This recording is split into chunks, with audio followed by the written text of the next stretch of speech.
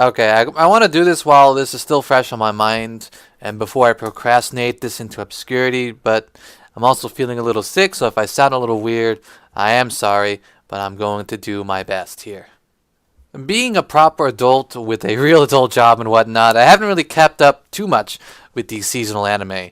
That said, being a regular on I'm aware of what's going on with the seasonal anime. One of the trends that I've noticed is this abundance of isekai anime. I've watched a few of these or a few episodes of these, and I didn't see the appeal. And I've been puzzling over it for quite some time. Isekai anime are clearly popular, but why don't I like them? Now, this post has been a few years in the making because I've found that I haven't liked most isekai. Like, I've seen them, but I've found a few I've been okay with. But I can never invest myself in any way to watch them to completion. Konosuba is one of the few that I think do isekai right. And why is that? What is special about Konosuba? What does Konosuba have that other isekai don't? Well, enough stalling. Let's get to it. What is an isekai? The kanji for isekai loosely translate to strange, different, or wonderful world. And the main setup of an isekai is that the protagonist, through some means or another, is transported to a world completely different to their world. The protagonist then has to struggle to come to terms with the new place, or lack thereof, in their new life.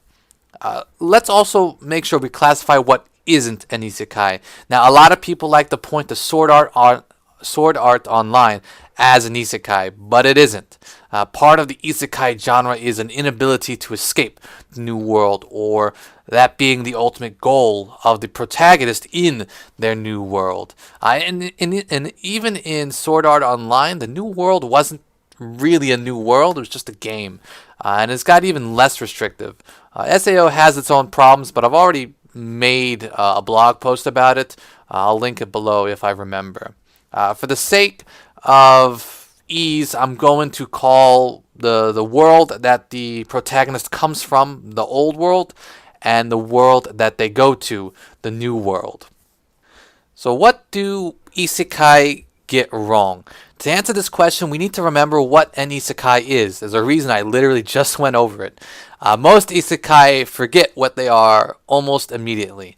And to sum it up very quickly, an isekai is what you get when you take someone from one world and drop them into a new one. This has some pretty natural implications which are very rarely acted upon. Picture this. You come from the United States. You are transported to a world where slavery, true slavery, not indentured servitude, exists. You would expect such a person, or you would promptly cry out against the slavery at least once, pretty viciously, because it clashes severely with our Western morality.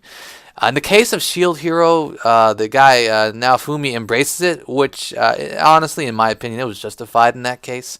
But in general, you're going to either viciously oppose it, or there will be some revolution in the making. People will already kind of oppose slavery, but they will be setting up a revolution.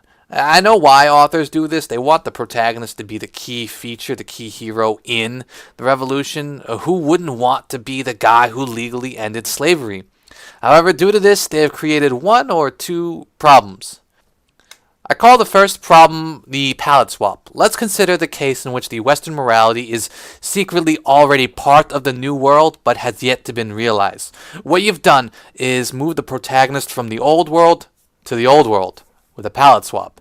This is lazy writing. It comes from being unable or unwilling to create a new world, so you simply recolor the old world, thus palette swap. This alone isn't bad. Naturally, there are three cases of this, so I'm going to examine the three cases. The first case is present to past. Moving the protagonist to a parallel past new world allows the author to examine the values of the past through a modern lens. We all do this to some extent, whether we realize it or not. Fundamentally, it's what a progressive is doing. They imagine themselves from the future, and they are stuck in the past, so they want to move the present to the future. Or in this case, they want to move the past to the present. Alternatively, you can use this to examine the values of the present through an usually idealized past. By making the people of the past out to be happy, you can examine why people are unhappy in the present. What changed? What made things different?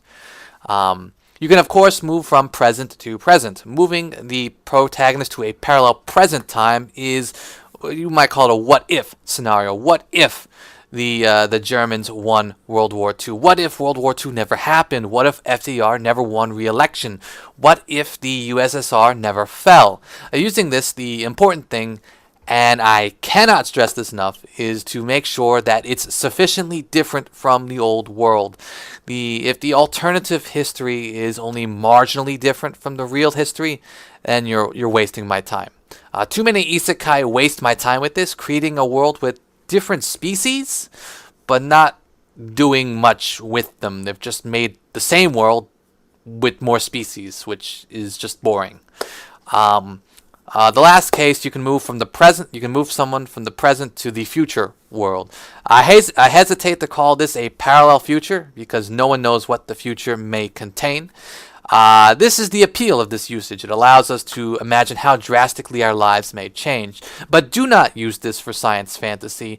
Only use it for science fiction. The emphasis should be on how what is extraordinary today becomes mundane in the future. How would the people of the future live? Imagine moving to a future. This is Futurama, right?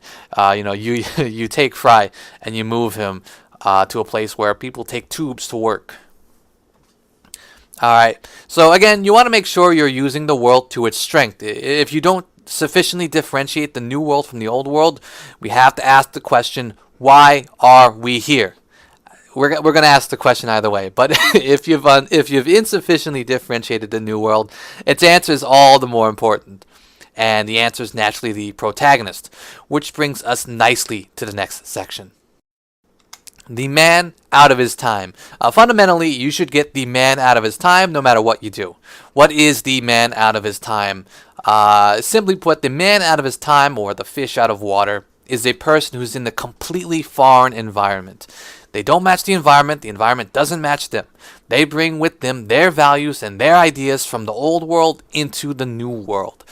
This is the modern United States citizen with their child labor laws being sent to Industrial Revolution London. They are the avatar of the audience, and they are the vehicle which allows the audience to contrast their world with what could be, what would be, or what should be, maybe even all three. If you've properly differentiated your new world, using this character, you can inject modern values into the new world, or even examine the new values in contrast with the old ones.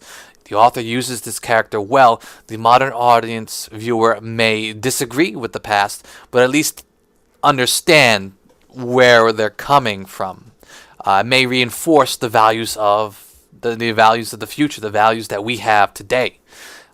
If you haven't sufficiently differentiated your new world from your old world, the audience will have to really examine the protagonist. This means you have to make them extremely jarring to the old world. If you've done a parallel present transition, you really need to make them jarring in the old world as well. I think Tanya the Evil does this well.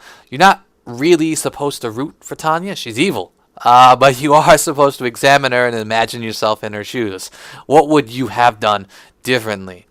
Ironically, if you make a completely different world, a good goal may be to turn the new world into an anti-villain, while if you make a relatively similar world, the goal will then be to turn the protagonist into an anti-hero. I think these tropes work well with this setup.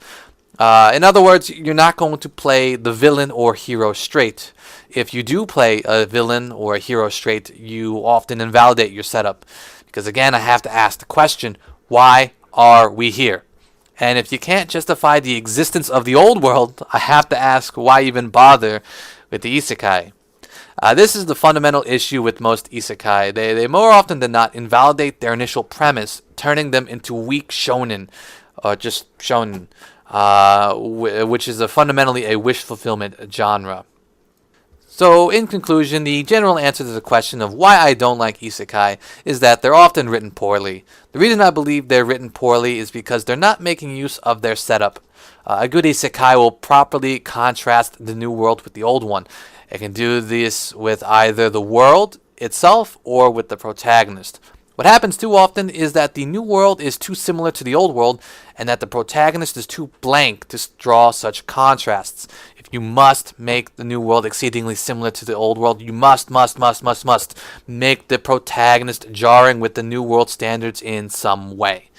Anyway, that'll be it from me today. Thanks for watching.